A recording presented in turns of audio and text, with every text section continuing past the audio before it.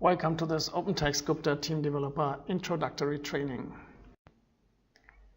I'm going to show you, I'm going to talk about language concepts. I'm going to talk about language concepts.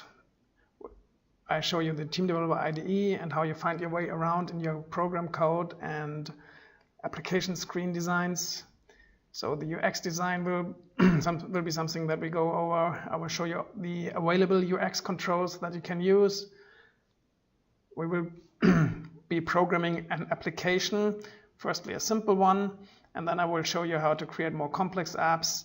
We'll show you how to debug your applications and find out what kind of issues you have created in your code. And at the end, I will show you the build targets that are available in Team Developer. The language concepts of Team Developer. Team Developer is a rapid application development language, which means that you can very quickly develop applications much or many times faster than using C# or Java, for example. Team Developer is an event-driven programming language. It is a full object-oriented programming language, including multiple inheritance, something not found, for example, in C#. Team Developer has many APIs to manage UX objects, database access, reporting, web services, REST services, email access, operating system access, and a lot more. The available build targets in Team Developer are for Win32 applications, Win64 applications, .NET applications. You can switch or set .NET applications to 32-bit, 64-bit, or any bitness. So they will run on any bitness of the available machine or operating system. You can create .NET class libraries that you can also reuse with Visual Studio. And you can create .NET web service provider so others can access your code that you created using Team Developer via web services. Let's have a look at the Team Developer IDE. This is how Team Developer looks. You have on top you have a menu bar, then a toolbar that has many things from saving, breakpoints, theming, application UX design, and everything. On the left side you have an application tree where you have the different sections of your application, and the middle pane here contains the source code. The source code is organized in outline format. Now let me show you how you create top-level UX objects. If you go onto the Windows item in the left side application tree and do a right click on your mouse, then you get that object menu where you can select new, and from new you can choose a window type like a dialog box, a form window, a grid window, MDI window, or table window. So choose the object you want and create it. And once you have created your window, in this case, this window has been given the name FRM main, and you see that this form is designed, and this form has subnodes on its own, like pop-up menus, the window menu, toolbar, child window, windows, and functions. Now let's see how you define a window function. If, again, in the outline tree, you go to the form main sub-item functions, and you do a right mouse click, you get new function, and you can define a new function that is local to this window. Once defined, you can give it a name, fill grid, for example, and then you see here on the right side, this is the source code in outline format, which is very easy to read and very easy to understand, even if you use code that has been written many years by somebody else that you don't know and you don't have documentation for the code. You can in functions you can define local variables. So if in the outline code you click on local variables and go with the right mouse click, you choose this thing here, add next level. Add next level is context sensitive and will show you, in this case, for example, the data types for the variables you can define here. And as Team Developer is a rapid application development, you have very simple high-level data types that are very easy to use. So it's just one number data type, one string data type, and there are SQL handles and window handles. long strings, so this is more for database interaction, date times, Boolean, and binary for large binary objects. So for example, if you want to send an image to a database, for example. And if you define a SQL handle, you can give it a name, and then you have a local variable with the name hSQL here. So how do you program window actions? In that function, you have an action section at the bottom, and if you do a right click on the action section and choose the add next level menu entry again, you will see the basic things that the programming language consists of. So like call a function, break out of a code module, if, else if, loop, select case, when, and while for looping. So these are the language elements which are really easy to use, but with those you can really program anything that you need. And with call, you call a function, obviously, and this can be a built-in internal API or your own created function. Team Developer comes with an active coding assistant. So if you're in the source code and you are here at this position typing something, you just you select call from the menu and then typed SQL con and then press Control blank. Then you get the coding assistant, and the coding assistant you can just double click on a function name or a variable name to enter that function. You know, this way you you don't mistype anything, and it's really quick to code this way. So if you enter that SQL connect function, then you see the parameters of type SQL handle. You get that description shown here, and you can enter the variable name there. So here's a view on typical function code, in this case nicely prepared with comments in the code, something not many programmers do as far as I know, but quite good to do here, quite easy to do actually. So you can set variables, you set SQL equals, and you see that equals to a SQL statement.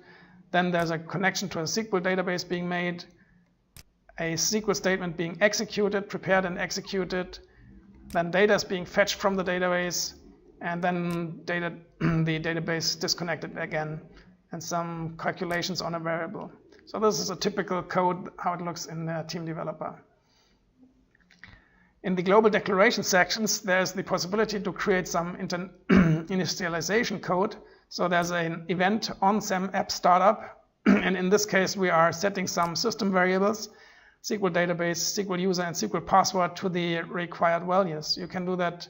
You can have any values here, and you can of course add your own code or add your own variables at that point. The Team Developer development language is events driven. So events are available in global declarations, as you've seen in the sample before, and for each single UX object as well. So main top level windows or single data fields or push buttons or other controls that you are being using. Code can be placed below each defined event. So here, for example, we have in the code we have a form window defined, and in the content section of that form window there is a push button defined, and for this push button we are now defining an event. See again this right mouse button here, add same level, and if you're on the event message action section, you can choose the type of event you want to write code for. So in this case, if somebody clicks on the button, we want to have some code. Team Developer, as I mentioned, is a fully object-oriented programming language, so you can create your own class library that further reduces the amount of code you have to write in your applications. Team Developer has, for example, functional classes that don't contain any UX. Functional classes can contain data objects, so just UDVs, user-defined variables, for example, for example, a customer object, an invoice object, things like that. And the functional classes can also contain functions that operate on that data, for example. So you could write a functional class that includes a customer user-defined variable with the customer ID, customer name, and all the details of the customer, plus a set of functions, for example, to read a number of customers from the database. You could add a function to update a customer. You could add a function to insert a new row into the customer object, or you could also write a function to delete a customer from the database table. Another OP class is the base window class, which is pretty unique to Team Developer. So this could be the base class for any visual UX control, and you can write any global code into this and inherit that to any UX object.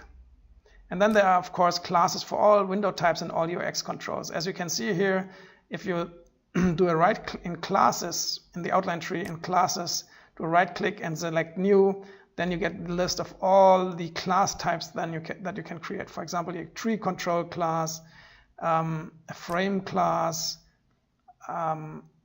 checkbox class, column class, and so on and so on. So for every visual object, you can create a class that manages the behavior of the class. And the class also doesn't only store the UDV, so the data, but also the code plus the visual properties are being saved at class level as well, if you like. So there are COM client and server classes. So if you want to create COM clients and COM servers, and you can create web service provider classes to consume to provide web services for consuming. So let's have a look at the Team Developer IDE. Let me start Team Developer 7.0 and let's see how that looks when I work with that in real time. So as you've seen in the screenshots before, there's a menu bar here. This project, for example, in the project you have the build settings. You can choose between an x64 application. I do have the 64-bit Team Developer running here now, or a .NET application. You have all the buttons to test an application, search in the code. You can change the UI appearance of the IDE and your application, and so on. You have the outline tree here. Now this is an empty application, so there's nothing in here. And you have the source tree as well, which is empty as well. So you have the global application actions here, and if you do a right click here, you see that add next level menu, and you can do an OnSem application exit, for example, things you do before you exit the application, OnSem application startup, or you do some .NET exception handling here. Now, if you want to create a window, for example, you go onto the window item in the outline tree and say you want to do something new, want to create something new, like a form window. And now you can give that form window a name, form main, and you now can start designing your application using the controls from here. You can set the properties using the attribute inspector, for example, the window title, open text Team Developer. You can choose what style it has, if the window should be automatically created when the application starts, if it's maximizable, minimizable. So you can control every part of the object to modify it to your needs. And if you now switch to the outline here, you see that we have that form window, form main. You see that we have a functions section here, and in functions, you saw that before, you can do an add next level as well. If you do a function here, fill table, for example, and then you can, in local variables, create local variables like a string as name, and in actions at next level you can call internal functions now, because I don't have any functions written on my own yet, like SQL connect, and you see the active coding assistant opened. I just click on the entry I want, it enters that function for me, and I can just enter a variable name here. So I don't have any variable defined. Let me show you that. If I have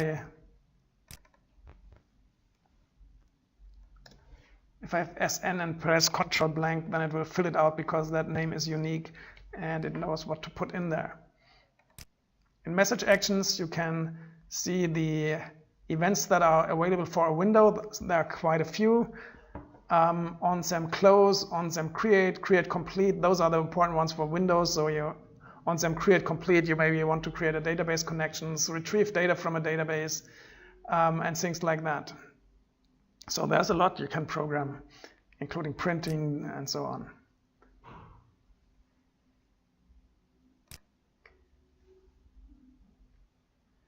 Now about user interface design.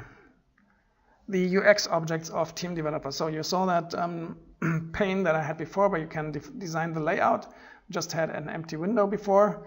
You can put buttons on there or any controls that are available here. And you see that there's a number of controls here, and if one control is selected, then below in this list box you see the classes that are available for this control. So you can basically write a push button class of your own, or write many push button classes of your own, and then here you click on the push button object type, and it will list all the names of your classes here in that list box. So here's a bigger designed window that has a Microsoft Outlook style Navigator control here. It has a tab control here on this side and a grid control that displays data here. So that's a more complex definition, and you can see that the application tree is more complex as well now with this example. Design themes, I mentioned that before. You can use this theme that I actually like most, which is the Office 2014 white theme, which is very clear and nicely designed. But there are many other ones like this grayish one, light gray, light blue, lighter gray, black, blue, and so on. So you can choose from all these, and actually with Team Developer 7.1 you will get to a feature that you will be able to design your own theme as well. So you can totally create your own design theme for your Team Developer applications. How do you give users access to your applications? Menus and ribbon bars. Let's look at this. So menus, menus can have many attributes, like the font size. They can be enabled, disabled, checked or unchecked.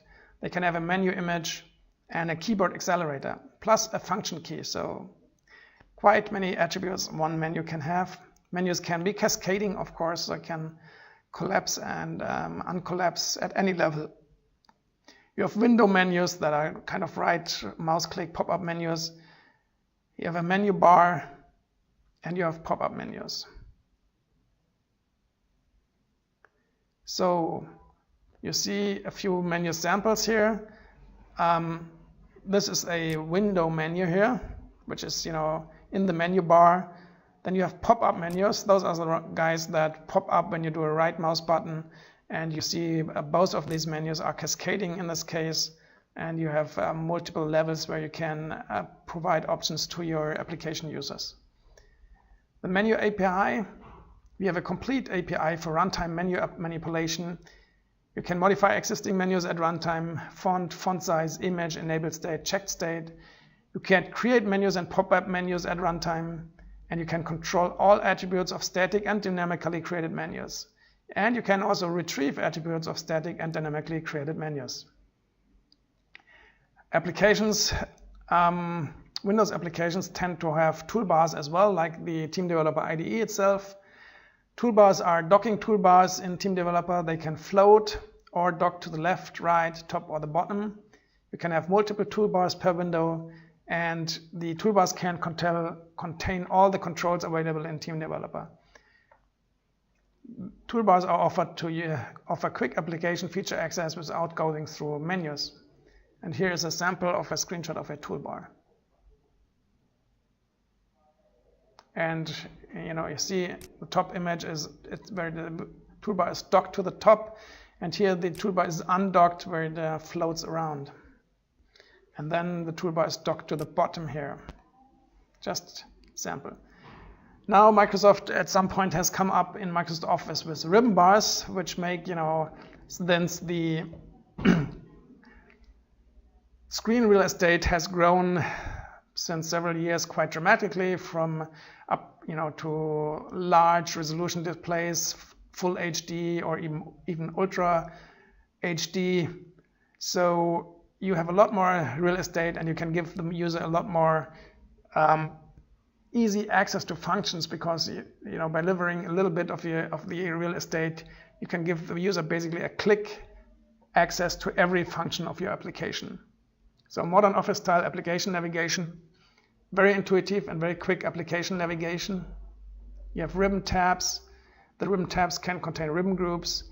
These can contain buttons, small and large, data fields, combo boxes, check buttons, radio buttons, a gallery control, which is kind of a drop down that contains images of options. Here you see how that can look. So these are mostly large buttons here, large, and here are small buttons. These are large buttons. And you see this ribbon bar has multiple tabs. Now this is a drop-down button here that has image menu items below.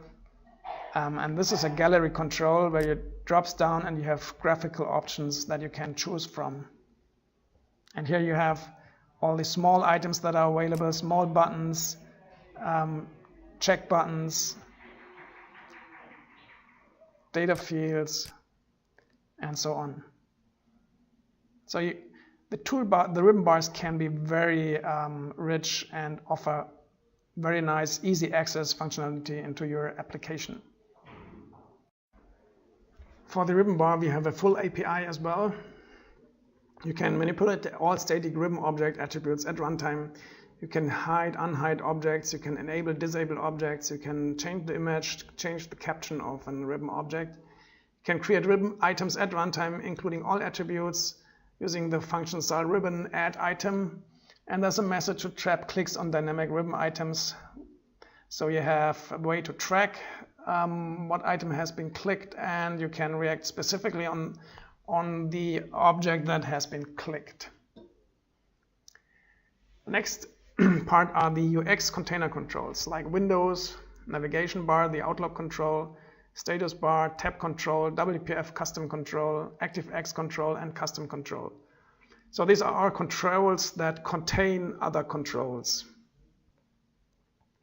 So here are the window controls. We have form windows, table window, grid window, dialog box, MDI window, and MDI child windows. The navigation bar is kind of an Outlook control. It's a pane container usually used to control the contents of a window via tabs. The panes can contain a tree control, like in this case here. And you see that Outlook control here, where you can click on several areas, and those areas then uncollapse or collapse accordingly. So this one has a tree control. It can contain date pickers, like in this sample here that you see now, and any other control, just like tab control. So you can put in whatever you want into such a navigation pane here, with data fields, radio buttons, checkboxes, combo boxes, images, whatever you like. You have a full runtime manipulation API. You can create panes. You can associate childs at runtime, collapse, uncollapse panes at runtime, so full control. And of course, hide and unhide panes. So the tab control is a heavily used container control. It offers quick navigation between larger window areas. So this one is a tab control here. And you see there are 3 tabs that a user can click on. And the first tab has a grid window here. Static and dynamic creation of tabs and tab content. So you basically can also create your own windows and assign an entire window to a tab pane at runtime, which is a very flexible way of creating tab controls and creating content for your application users. You have an API for manipulating all attributes and creating tab pages at runtime. Assign entire windows to tabs. The custom control is kind of an old technology, old Win32 technology before ActiveX was available. here for backward compatibility. Probably no one will use that in new applications anymore. The ActiveX Control is a technology for third-party controls. ISV can sell APIs and controls. You can extend your apps with specialized controls, for example, for reporting, PDF viewer, mapping, etc. So here's a mapping ActiveX Control that you can use in your application, for example. The WPF custom control is a .NET control, which is kind of the .NET equivalent of an ActiveX control. The WPF custom control has a XAML initialization. This is basically a string with an initialization of the values in XML format. Here's a sample of a XAML for a range gauge that we have in Team Developer.NET. So for example, here the variables min is being set to 0, major ticks to 10, value equals 40,000.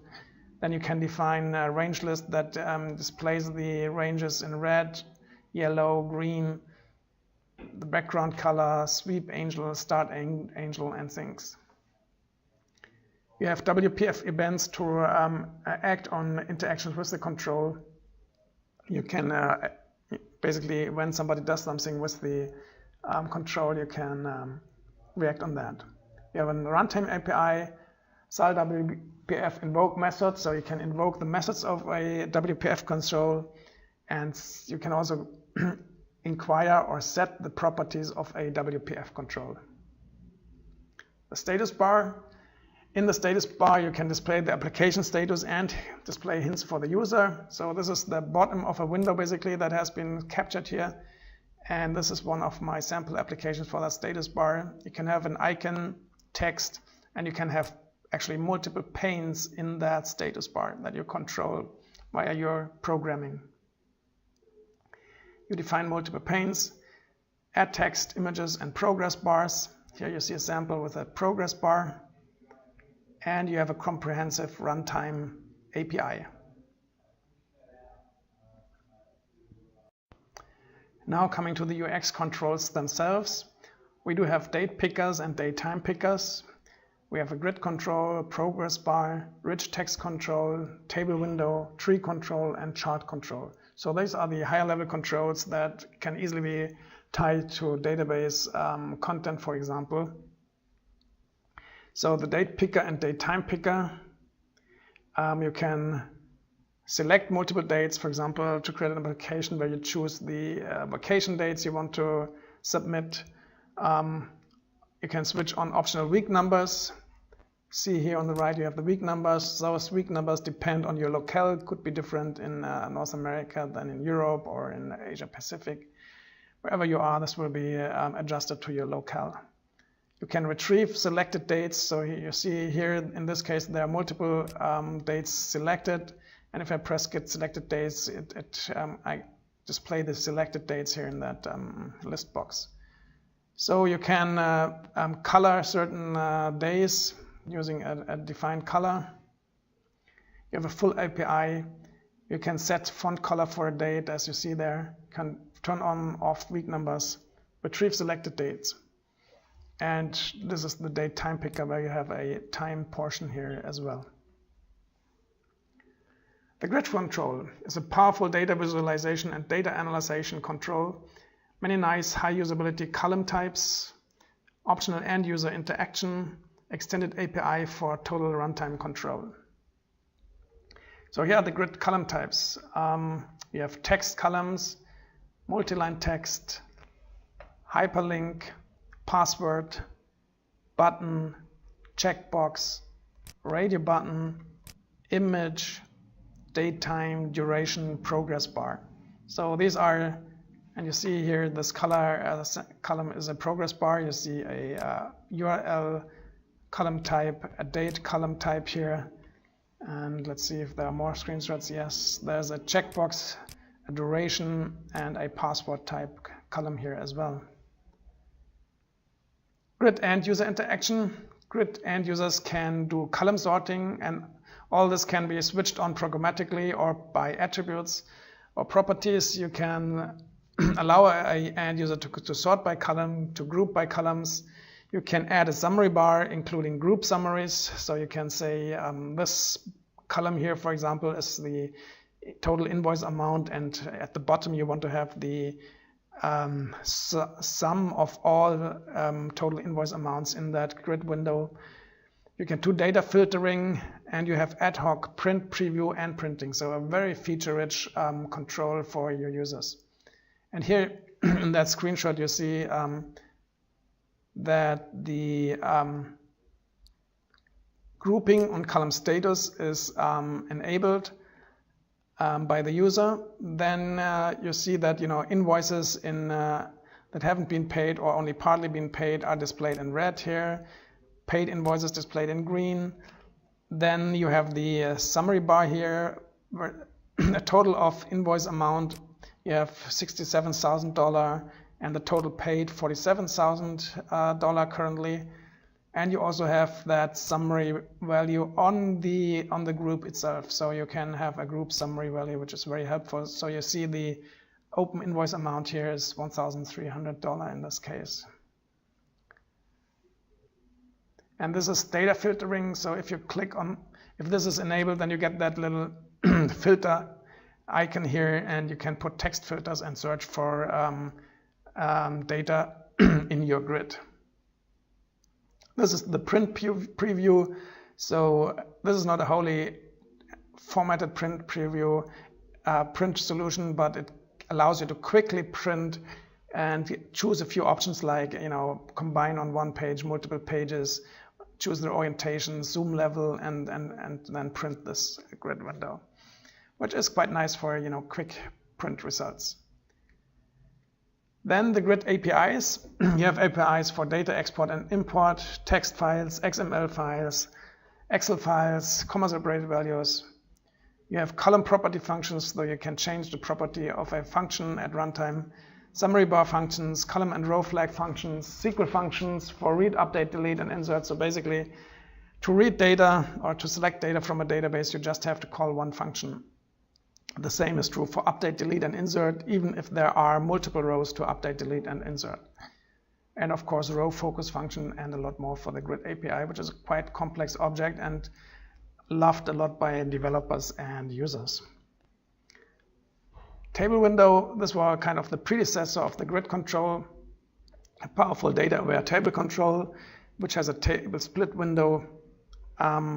So the split feature was used a lot to create separate input areas at the bottom to provide access to table data editing, which has been more or less replaced by the grid control. And this table window is not available on .NET, so it's really recommended to use the grid control for your applications. There's a progress bar and a progress bar API. This is how it looks. There are many attributes: a start color, an end color, vertical or horizontal display, a range start, range end, and a step size, and an API covering all attributes and step up and step down functions. So you can increment, decrement the progress bar, set the minimum,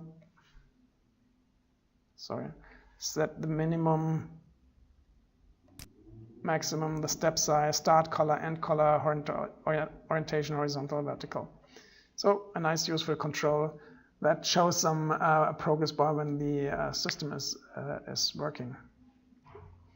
Rich text control, write, save, and load rich text content. You can print rich text content via the Report Builder reports. Report Builder is a reporting tool that is included in the Report Builder, so Report Builder has a rich text control, input control. Attributes can show, hide, the toolbar and ruler bar, and there's a comprehensive API to insert text, table, image, documents, formatting, etc. So this is a sample of how this control can look like in your application. There's a tree control. The tree control is a very nice data-driven control as well. There are attributes like show root, expand, checkboxes, node image. So you can set the node image basically for every node here. You have an API for runtime manipulation. You can do data loading, navigation, zget attributes, tooltips. There's a node content, and every node has an ID as well for easy database lookups. So basically, the node could be the customer, and the node ID could be the customer ID from the database, which doesn't necessarily need to be visible for the user, but you need that node ID internally for doing database updates, for example. The chart control is a very rich business charting control with many statistical lines and charts in one control, zooming, printing, and much more. Extensive API, set get all attributes, set data ranges, export chart to image or Excel files. So very nice charting control. WPF Gauges, those are built-in TD WPF controls for the .NET version of Team Developer. XAML object initialization, you saw that a few slides previous. That is kind of an XML script that sets the properties for that control. Runtime method invocation. So here's again one of those XAML definitions that set the initial values for a WPF control. Report preview, preview and print application reports, print on printer or to PDF file, pass data from application to report. So this is how that looks in a MDI, no, in a tab control here. So this is one tab pane is a report preview here. And you see that is an invoice report that shows late invoices and open invoices and calculates the amount of open invoices and so on. And here are the standard controls that are then being used for the real data entry. You can use background texts, data fields, multi-line text, push button, option button, checkbox, ready button, picture control. You have a group box, a line, a frame, a combo box, a list box, scroll bar, horizontal and vertical, and a separator. Now let's actually create our first application and see how that would work. Designing the first application. The properties of every object can be set in the attribute inspector.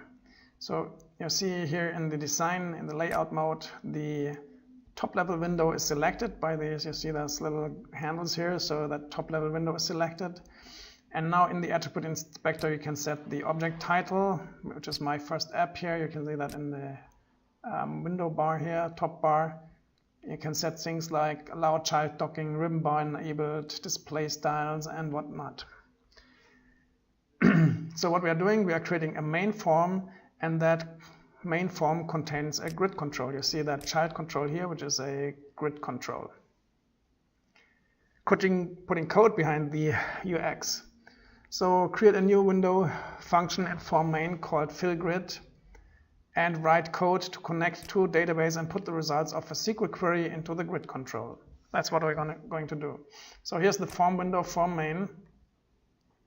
And in the content section, you see there's another child control defined, which is a child grid, which has the name grid customers.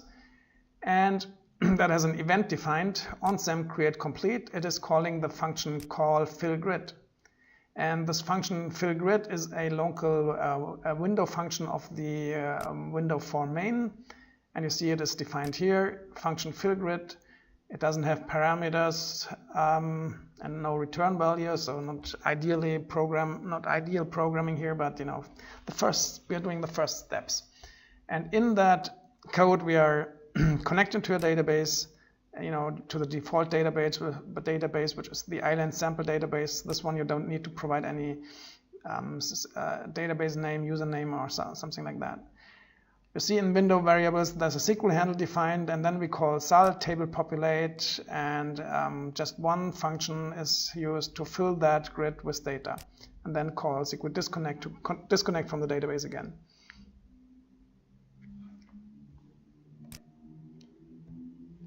When you want to test your app, you press the Go button in the toolbar of the Team Developer IDE, the green downward pointing arrow in the toolbar here, this guy, and it will compile your app and run your app in test mode. And then you can test what you have done.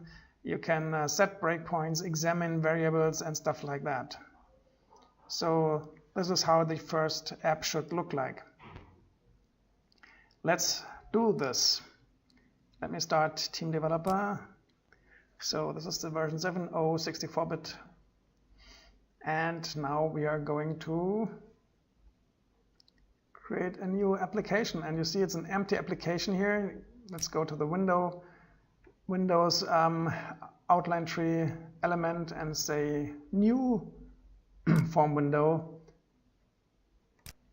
for main, and we did that. Now we select that object here and go to Attribute Inspector, put something in here, my first app, and then go to the control section and choose the grid control, child table window, grid control. This one is the grid control, and you see, as soon as I check or click on one of those objects, then the list of available classes is available. There is no class one available yet here, but just wanted to make you aware of that. And now you draw the child grid control onto your window. And now you can go to Attribute Inspector as well and give that grid customer, give that control a name, and set the aspects of this like font names, font sizes, and stuff like that. So now we have defined the UX objects. Now let's do the programming part and switch to the outline view here. You see we have that form window, form main, the child grid, grid customers. Now let's create a function, add next level function, and we can call that function fill grid, which has a local variable which is needed for a database connection, HSQL for example, a SQL handle. And then in actions, we just call SQL connect, and then HS control blank, and it fills in the variable name for me because it's unique. Now let me save this code so we don't lose it. I'm always cautious doing thousands of backups.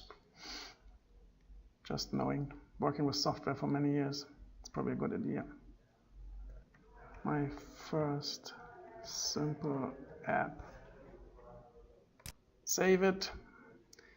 And now the next step would be to call the function to fill that grid control, and this function is salt table populate.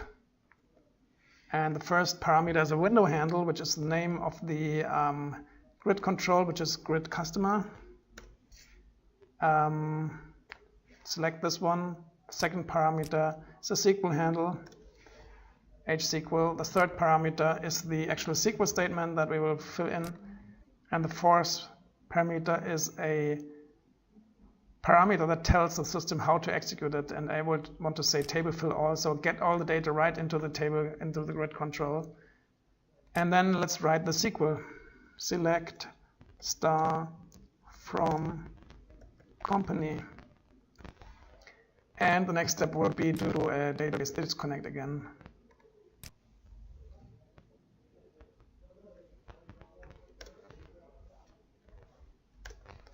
So, and save it again.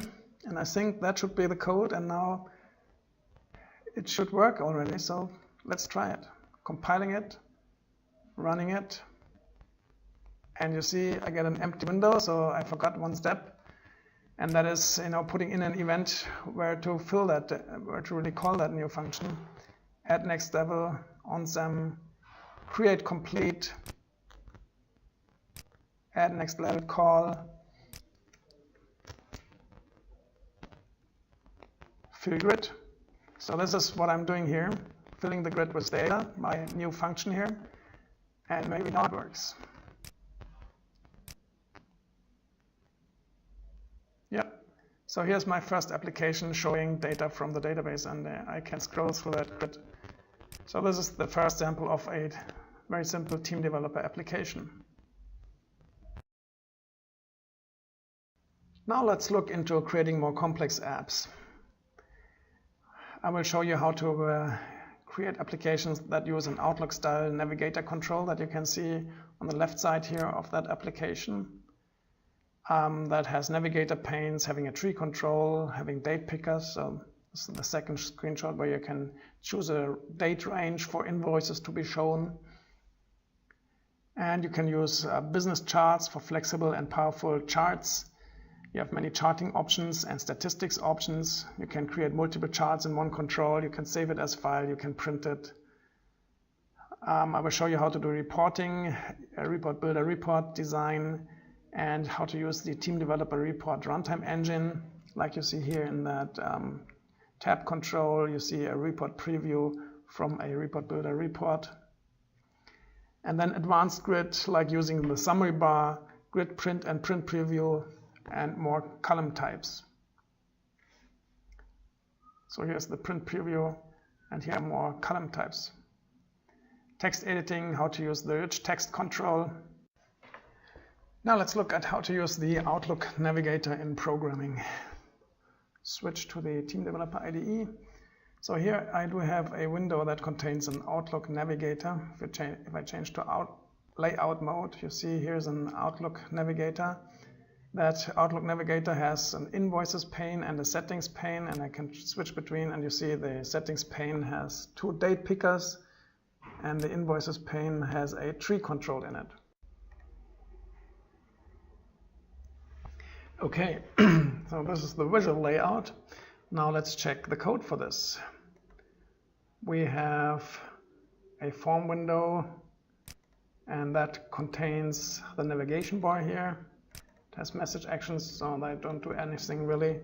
But in the contents you see that we have 2 panes, tree orders and the date pickers here.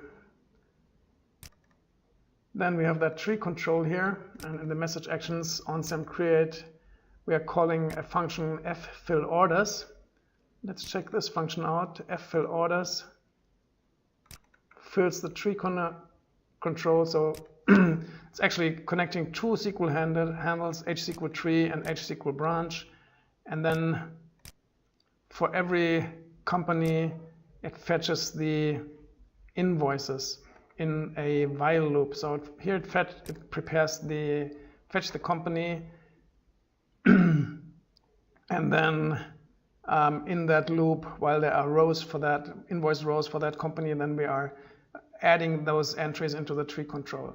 So we are calling sal tree insert item, and you see we are passing in an NID local and a company, which is the NID is the database ID, company key, which is not visible in the tree control, but still saved with every item and can be then retrieved to do updates, inserts, and things on the database. The company name, and with sal tree set item data, then we're setting the data, and there's the second prepare for the invoice items, and then for all of the invoice items, we are also basically doing the same, creating a sal tree insert item, sal tree set item data, to fill the tree control with the companies and the associated invoices and invoice items.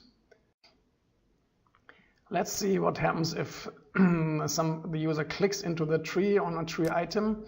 So that's on-SAM item clicked is the event for that.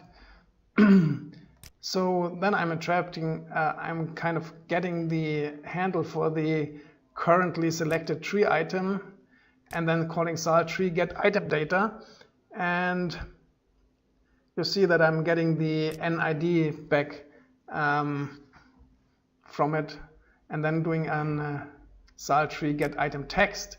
So I'm getting the ID and the text from the tree item that has been clicked, and if the tree text equals invoices, then I'm actually just setting this variable, and then going ahead setting the active tab page to show in the tab control the data that is required, and then fill the grid control of that tab page with the data from this function here, and that saying I want to see the open invoices of that company. Let's run the app and see what that code does that we just reviewed.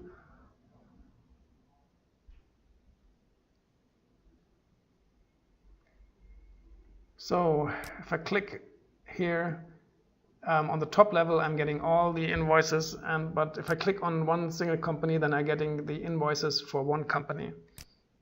And depend on the amount of invoices, I'm seeing the open invoices for this company now, or the paid invoices. Let's see one that has paid invoices. Here you see there's a paid invoice, or I can see all invoices on this ribbon tab, and you see as always, the paid ones are marked in green and the open ones are marked in red. So that was the first step.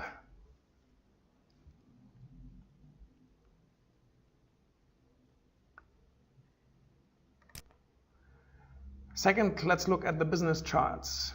So the chart is hidden in this tab control, the invoice chart tab here. So this is a data preview without actual data. And let's look how that chart is being filled and created. So in the form window here that we are using, there is a See Quick Graph, See Invoice Chart, and the tab bar here, OnSAM tab change. So if somebody clicks on it, on the tabs on top in that window there's tab 0, and you see the actions that are being taken when each of these tabs is being opened. And there's one call fCreateChart for the tab page number 4.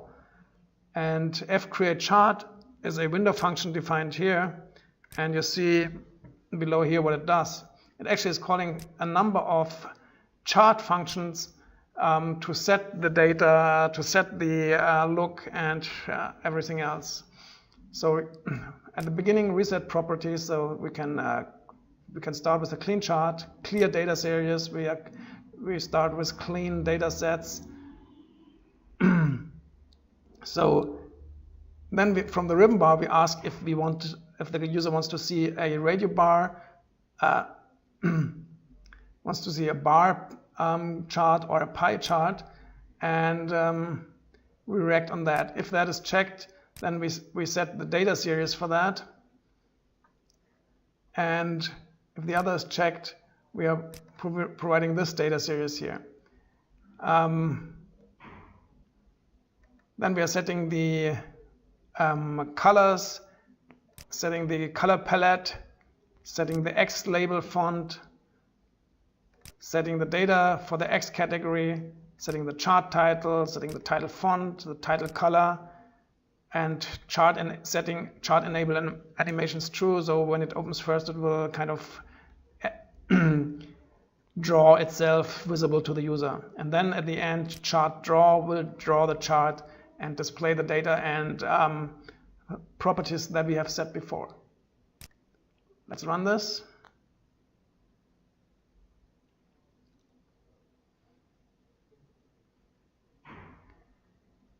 So if you're on top level, the invoice chart, it should display all late invoices $3.15K, open invoices $18,000, and paid invoice $45,000. And if I change the chart here and go back, then it draws a pie chart here instead of that bar chart. Oh wait, see, I do even have a refresh chart button here, so I can switch between those. Okay, so let's talk about reporting. First look at the grid control reporting, the easy reporting that the grid control supports, and then the more complex reporting that the Team Developer Report Builder reporting allows to do. So here's the application, and if I'm on the All Invoices tab, so I see all the open and paid invoices here. And if I go onto Invoice Print Preview, then it will turn the grid control in a print preview of what it would print. Now you can change the orientation from portrait to landscape if you like. You can change the zoom level, you can change how many pages you want to print on and things like that. So a simple printing mechanism for the grid control. Now in the programming, I did click on Invoice Print Preview, so I should look into the ribbon bar and this reporting group here to see how that print preview is being triggered. So this MDI UX should have the ribbon bar.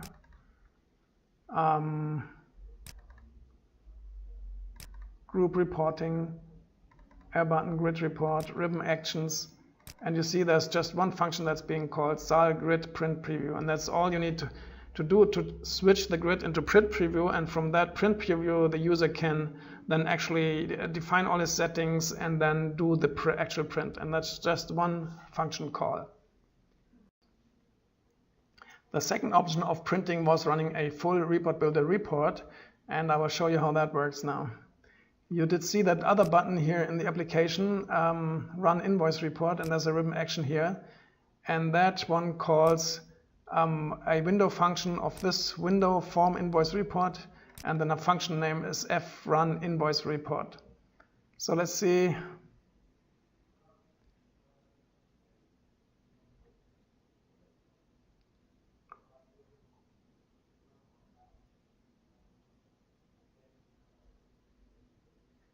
This window here, form invoice report, should have that function frun invoice report. And actions is actually again calling just one function, zal report view. This is the window it should be displayed in. And the parent window, so this parent window to be displayed in the reporting file. And this report file here has been created using Report Builder. I'll be showing that when we walk through the code here. And then there's a number of team developer variables that are being passed in. These are the team developer variables and the report bind variables. So this is kind of matching the data from team developer to the reporting tool. And now this is a little bit window driven. This function here, once called zal report view, will trigger events. It will trigger on-sem report start, and I'm not doing anything on-sem report start. As you can see, there's no code behind that. But on-sem report fetch init, I'm actually connecting to the database, executing a SQL statement, and then returning true. Returning true means the report can take the next step. And then on-sem report fetch next. If not SQL fetch next, we will fetch the data and then return true. So this will provide all the data rows to the report while we are executing this report. Now, let me just show you how that looks in the application.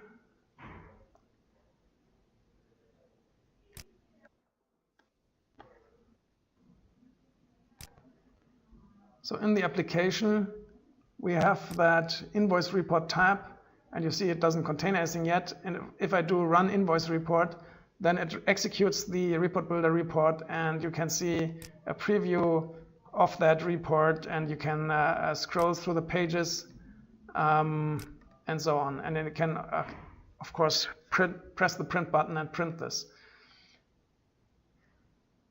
So, and that's basically one function call and a few function calls to execute the SQL and pass the data rows to the report. Now let's have a look to the report itself. Let's start Report Builder. So here we have Report Builder, and now let me open the report file that is being called from the Team Developer application. Just let me browse to my directory.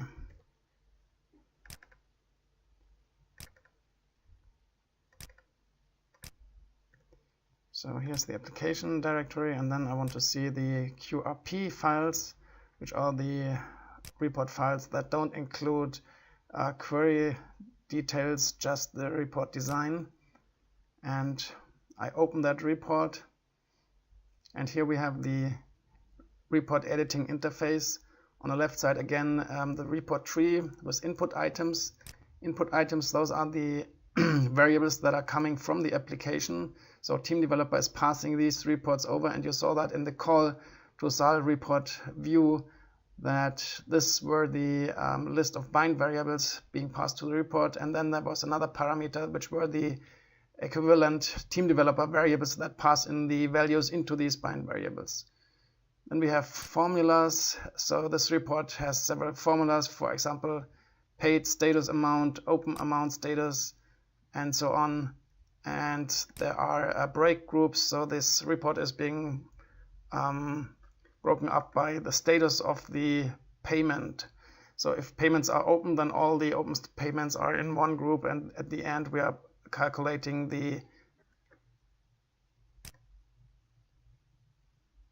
if you look at this formula here, you see sum of amount paid, for example. So you can put in formulas, break groups, formatting, you see you can choose fonts, left bound, right bound, centered, background transparent, and so on. So you can design borders, multiple break groups, totals, and so on. A pretty comprehensive reporting tool, and this report file you have seen in the Team Developer application. Now let's have a look at advanced grid features. Let me switch to the Team Developer application that we were using all the time now here. So you see a window that has a grid control on it, and the grid control has the summary bar feature, which is quite important, and many developers and users really love this. And if you select the entire grid like here and go to the attribute inspector, then you have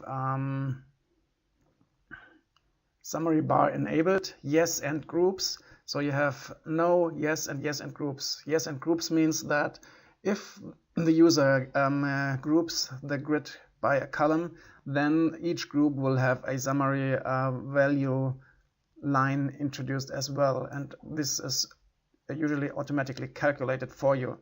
So here is, you switch it on the grid level, and then if you go to a column level, for example here the status column, and go back to attribute inspector, then you see a column aggregate type, and you can choose from count, average, total, maximum, minimum.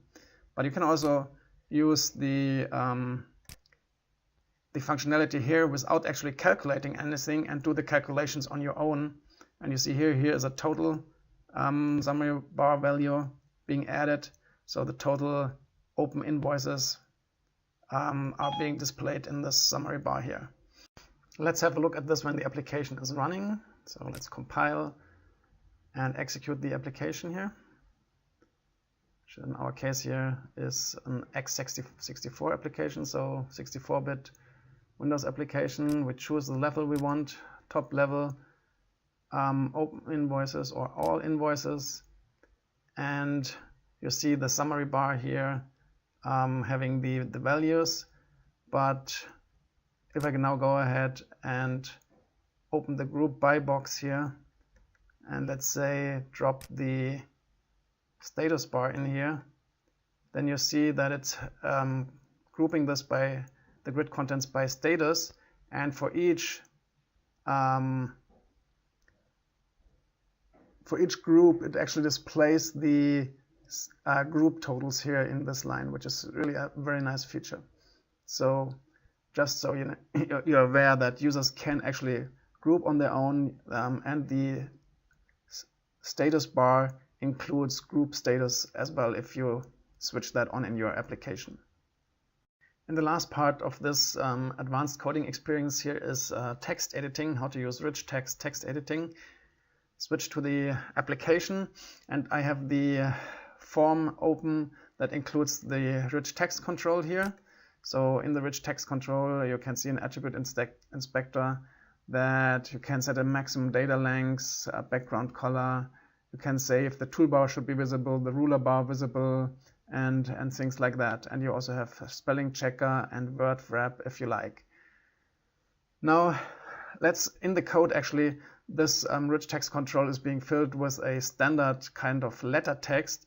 Let's see how that is being done here. So in contents we have that tree control, and if somebody clicks on a tree item, then the tree item is being selected. So we're retrieving the contact ID to retrieve the right record from the database. And then we are calling this internal function, the window function fCreateRichTextContent, which is this one here. And this one actually selects the contact values from the database with this select statement here, and then selects the company data for this contact.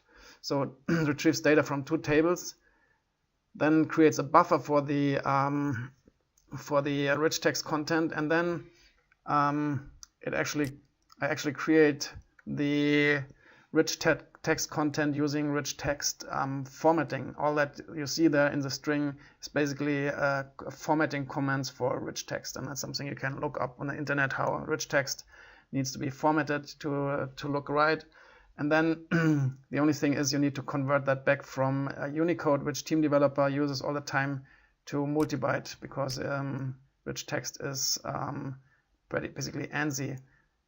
And then if I'm doing RTF text paste and putting the content that I have been creating using merging basically the database content and the prepared text content into the rich text field. Let's see how that looks when the application is being run.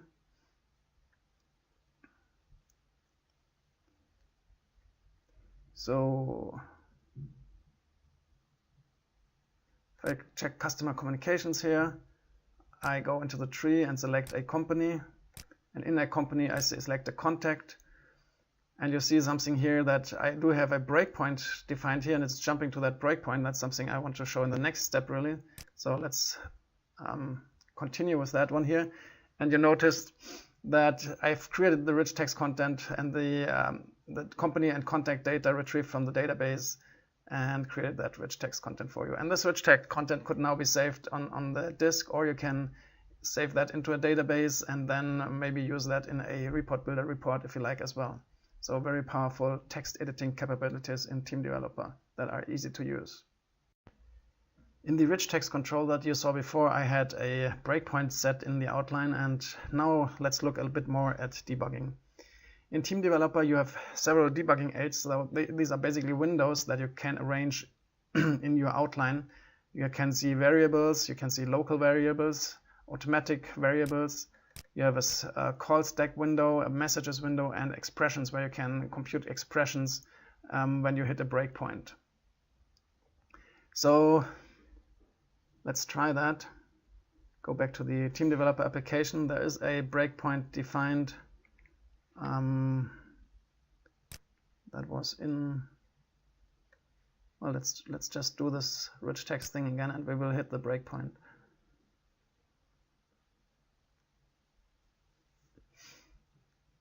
So customer communications, open one customer, select one contact, and then you see, on the top of the function create rich text content, it's stopping before the SQL connect, and now you see all the current variables, the SQL windows, system variables, HWND, MDI, form, and so on that you can use in your programming. You see the contact ID that I retrieved from the tree control, and you see that HSQL contact still is 0 because there's no database connection yet. And I can also resize these debug windows and move them into a size that makes sense for me.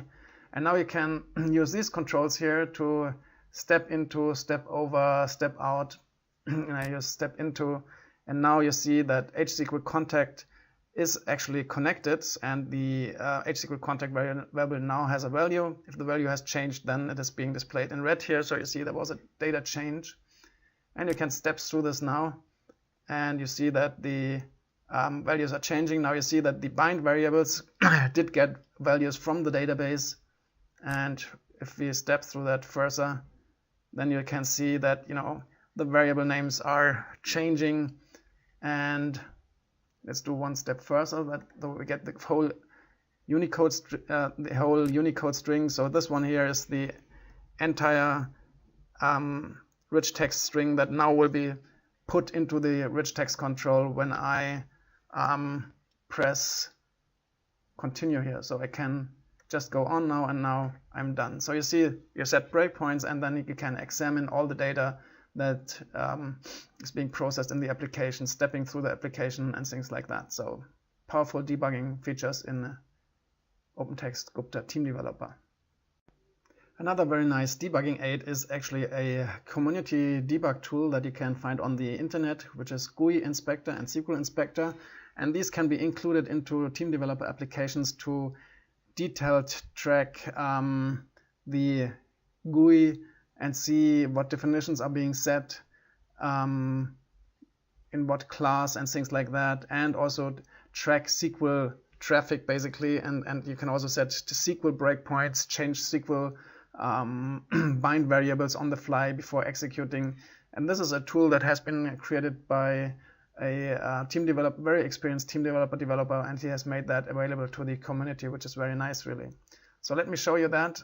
So I do have that easy application that we started off in this training, and now in this application I've included the tdapptools.apl, which in turn will include this dynalib with the required dialogues.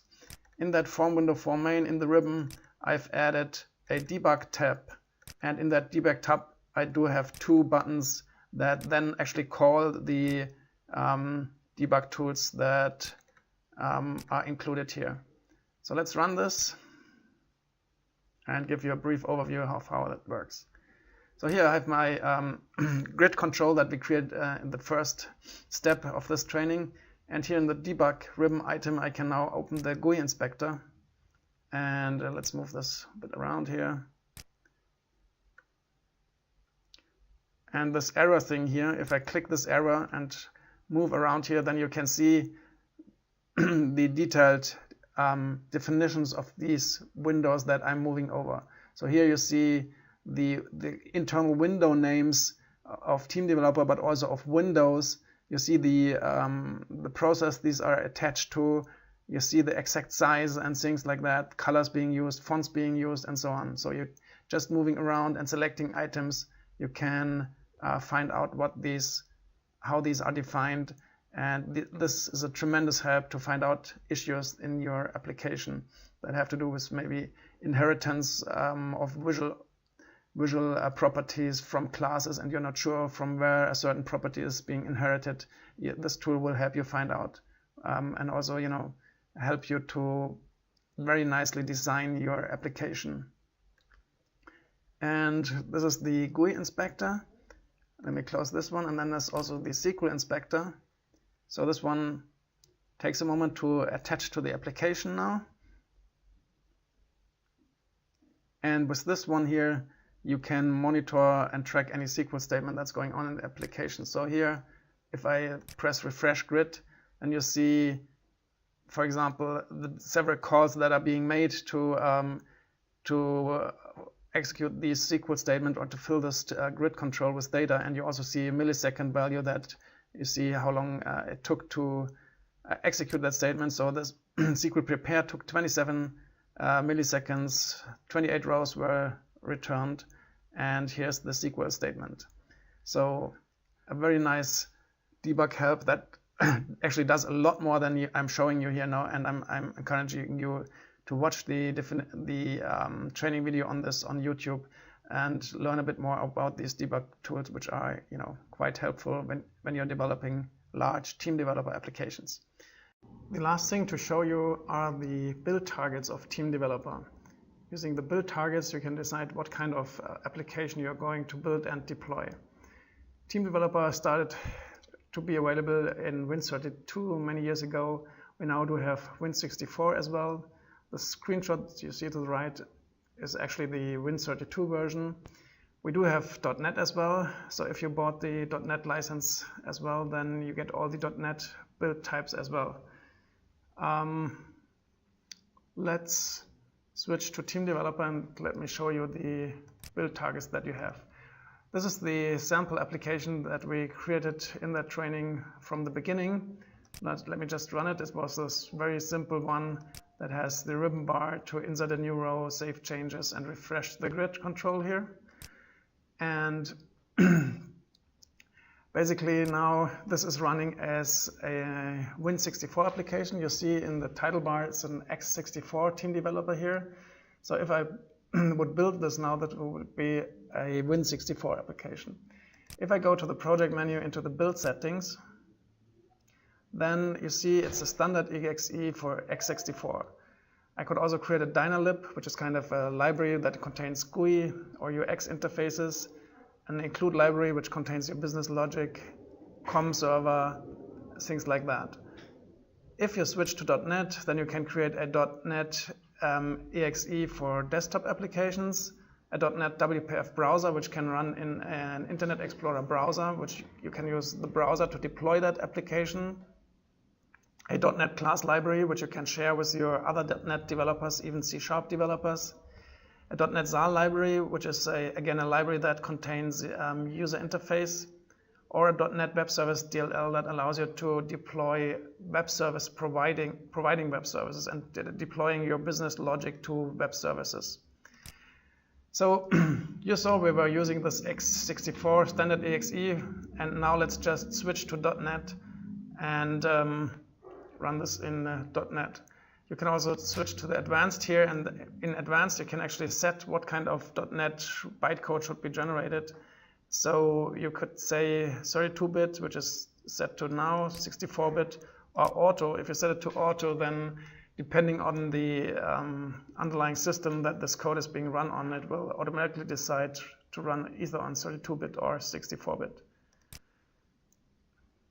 Okay, so there is a upgrade report that you can run to convert applications from Win32 to .NET, but this one isn't very complicated. I don't need that. Now I changed the application to be a .NET application. Let me again just run this application, and you just use the usual green button here, and now it is compiling the .NET application. You see the window is different. It's compiling the IL application and creating that application to be run in test mode now. And you have all the same debugging tools available on .NET as well. So you can debug your .NET application basically the same way you can debug your Win32 or Win64 application. Now it's loading the .NET application. For .NET, it's, as .NET is a basically bytecode, it's loading that bytecode application. Now it's the ready application basically. For the Win32, Win64, it just has to interpret the code. So that's why the .NET part takes a bit longer to start up. So here's the application coming up in .NET mode. It's doing the exact same things. On startup, it should populate the grid control with data. And you see here's the data from the database. And you can edit this grid now as well.